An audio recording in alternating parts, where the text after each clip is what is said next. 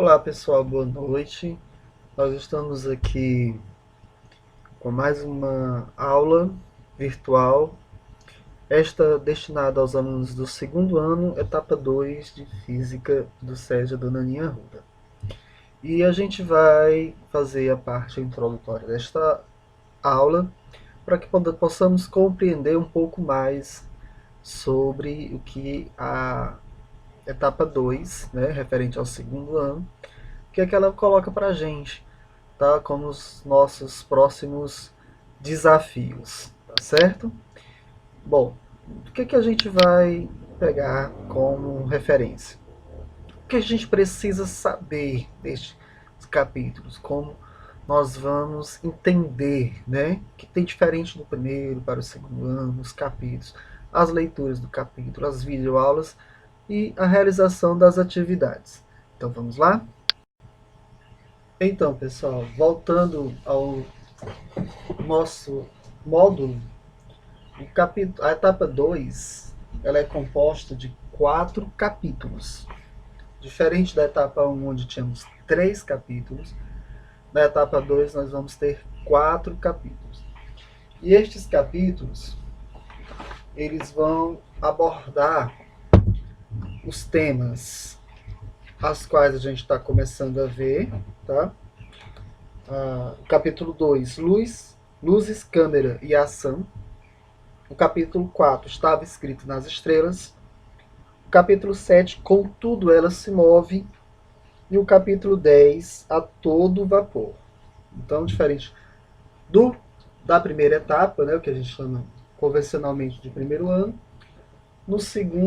na segunda etapa, nós teremos 4 avaliações, uma avaliação por capítulo. O nosso primeiro capítulo, né, da segunda etapa, luz, câmera, ação, nós vamos estudar um pouquinho de óptica, conceitos de óptica básicos. Começando com essa pergunta, né? Você sabe como é o processo da produção de um vídeo? Observe a imagem a seguir. Então, a gente está vendo aqui o vídeo de uma cena, né? De um filme, né? Nós temos aqui os atores, né? Acho que é o filme De Volta para o Futuro. Temos os atores, nós temos as câmeras, né? Todo um processo de cenário, enfim. A imagem tem lugar central em nossa sociedade. As tecnologias de comunicação desenvolvidas, buscam cada vez mais, né, proporcionar a troca de informações por todos os tipos. Nós temos, por exemplo, a internet, a qual a gente está usando essa ferramenta agora. Esse avanço tecnológico tornou possível a humanidade estender o alcance de seus olhos. Eu sempre falo, né, a física é a ciência que nos faz enxergar além de onde os nossos olhos podem ver. Satélites com lentes de grandes resoluções produzem imagens de alta definição de áreas de desmatamento, queimadas ou movimentações militares, transmitindo-as aos computadores na Terra para processamento e tomadas de decisões. Telescópios sofisticados, né, também estão voltados para o céu, captando imagens e coletando dados sobre as estrelas e galáxias em diversos pontos do cosmos, oferecendo informações para os cientistas formularem, entre outras coisas, modelos de origem do universo. No entanto, se podemos ver coisas enormes e muito grandes, e muito distantes, podemos também enxergar coisas muito próximas e diminutas, como bactérias e células, com os microscópios de alta definição. Um exemplo de imagem de um microscópio eletrônico, de um telescópio espacial, e imagens de previsão de tempo por satélite. E como a gente consegue enxergar? A gente consegue ver, né? Uma breve história da luz. A busca do entendimento da natureza da luz ocorre há muito tempo.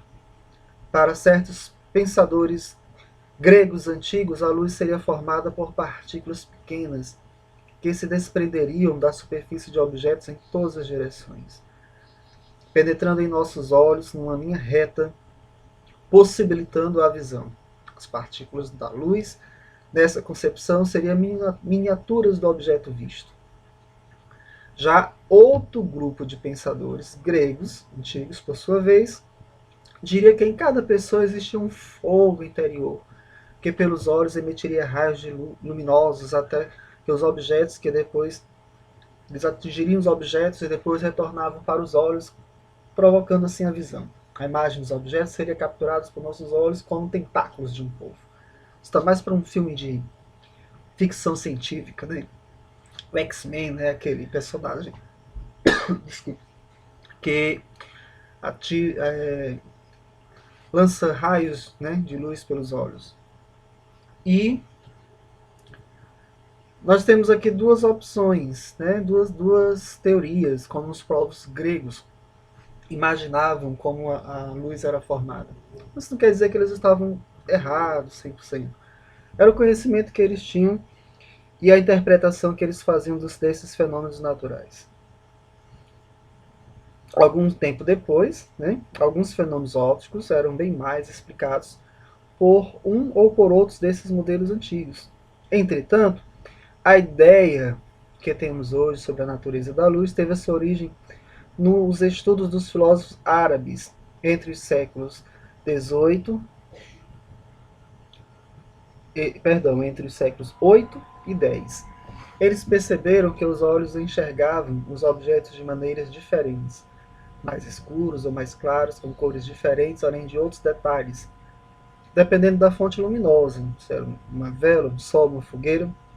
Isso contradizia com o modelo das partículas de luz dos gregos, pois se a luz emanasse diretamente dos objetos, nós deveríamos vê-los sempre com o mesmo aspecto, independente da fonte luminosa. Os árabes também notaram que o olho é ofuscado pela luz do sol, o que colocava em xeque o modelo em que a luz seria emitida pelos olhos.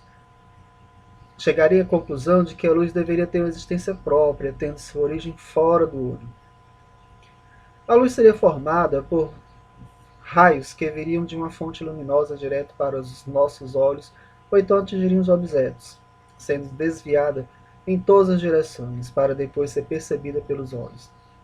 Esta é, em termos gerais, a concepção utilizada pela ciência contemporânea para explicar o processo de visão. E você? O que você prefere? A forma de como os gregos explicavam a origem da luz ou os árabes? Conta pra gente, coloca aí nos comentários da aula, tá bom?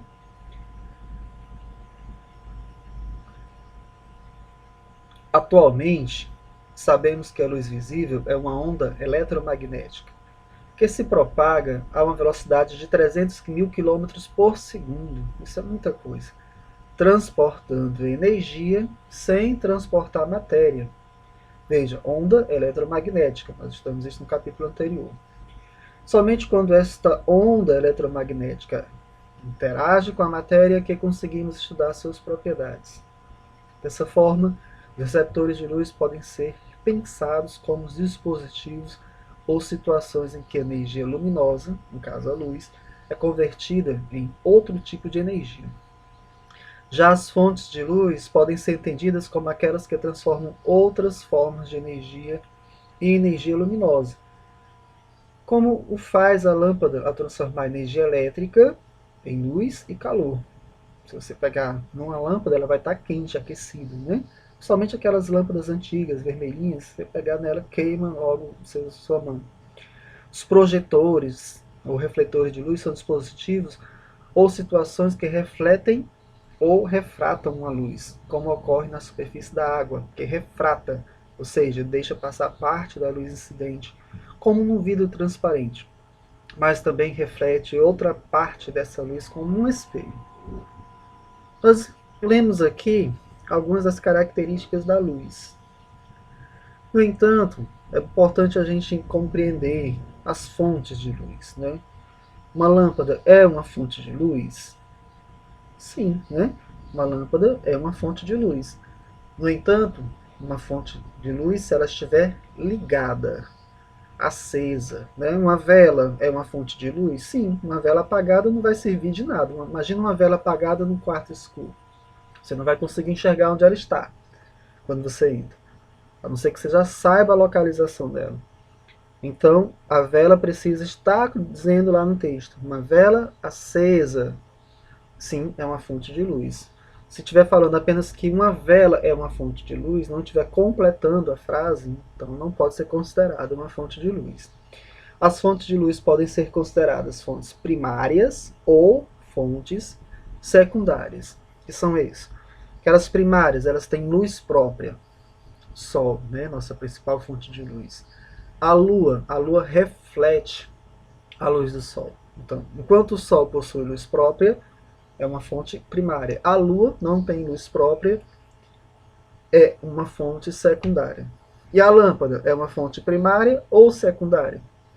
Se ela estiver ligada, ela é uma fonte de luz primária. Ela gera luz através de uma outra fonte de energia, mas de qualquer forma ela está sim gerando luz. Então ela pode ser sim considerada uma fonte de luz.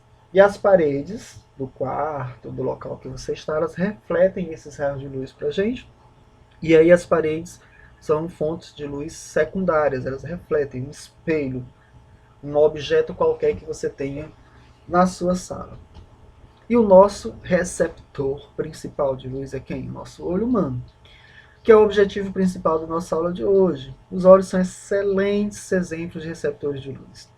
A partir do processo da visão, podemos entender o funcionamento de diversos instrumentos ópticos que lidam com as propriedades físicas de maneiras semelhantes. Para que a gente entenda como é que o olho funciona e para que eu não coloque para vocês isso, que fique muito extenso a leitura, lógico que vocês vão continuar a leitura, eu estou colocando algumas videoaulas no contexto da atividade, explicando o que é luz, por que o céu é escuro à noite, como os nossos olhos veem. Ele vai explicar nessa videoaula as partes do olho. São importantes você memorizar, estudar todas elas, tá? Por exemplo, aqui, né? Nosso sistema de abertura variável, ele está comparando o olho com uma máquina.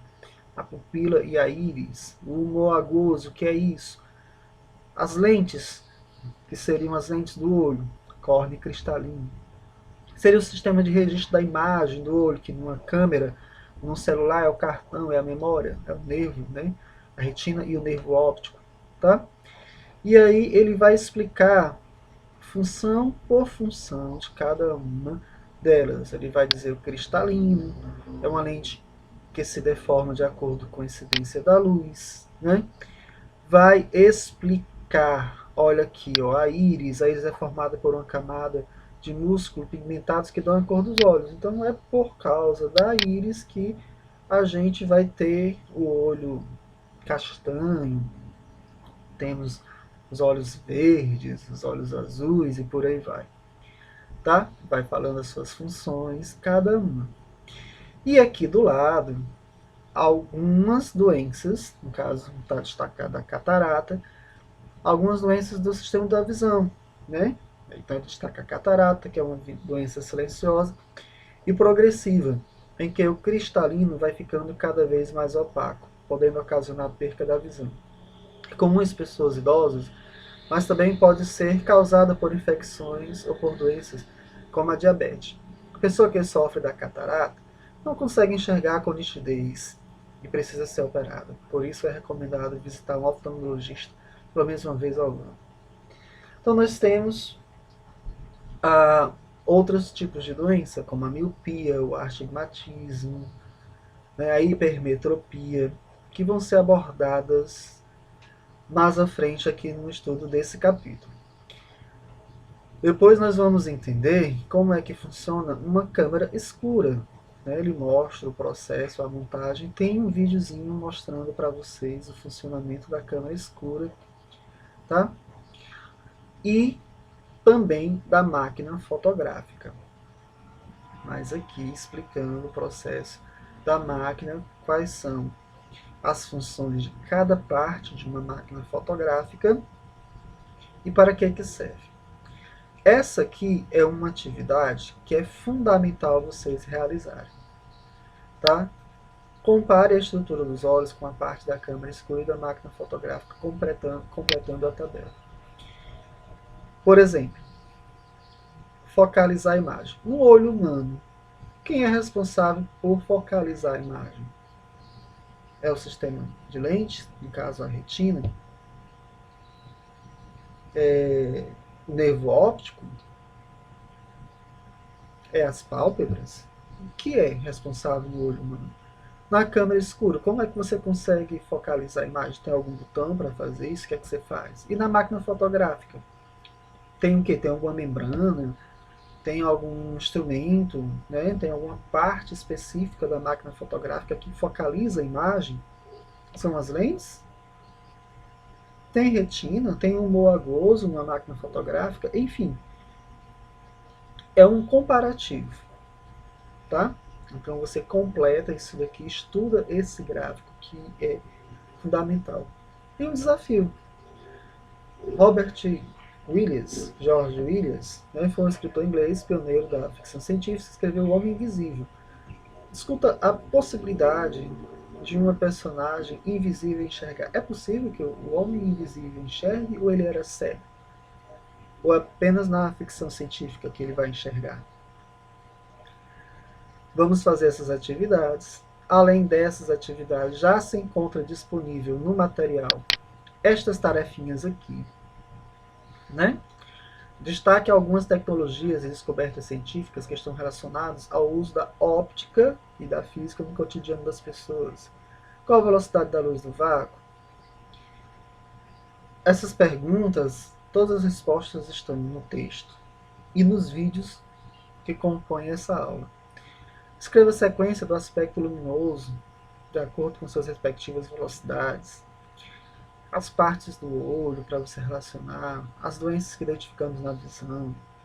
Sobre os conceitos de luzes, eu vou explicar um pouquinho melhor essa questão aqui, mais à frente, seria a questão 6, né? Tá faltando aqui um número, certo? O uso da máquina fotográfica, você vai relacionar, colocar aqui o visor, o que é que ele faz, o prisma, o diafragma, colocar verdadeiro ou falso, explicar um pouco sobre o processo de refração da luz, né?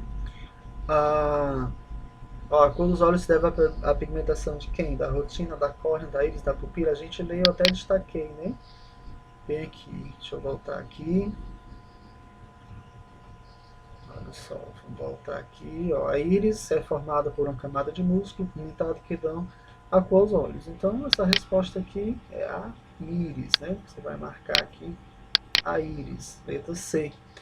Só para mostrar para vocês que todas essas respostas estão contidas aqui no texto. Façam essas respostas, tirem fotos, mandem para o meu WhatsApp.